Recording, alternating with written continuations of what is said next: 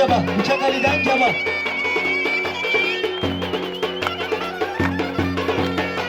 Gençlik Başkanı Alper'den caba. Gençlik Başkanı Alper'den oynayanların başına caba. Caba Gençlik Başkanı Alper Bey'den caba.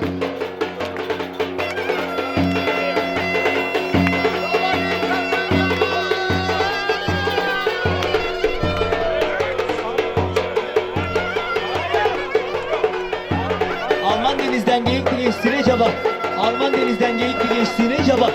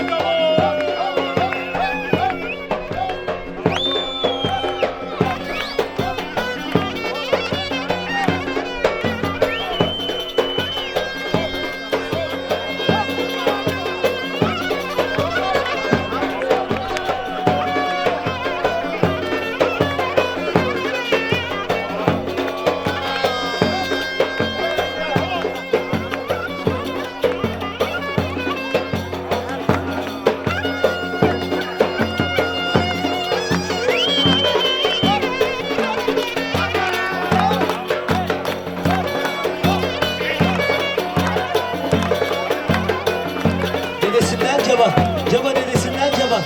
Caba dedesinden oynayanların başına caba. Caba dedesinden tüm oynayanların başına caba. Dedesinden caba. Caba dedesinden yağmur gibi caba.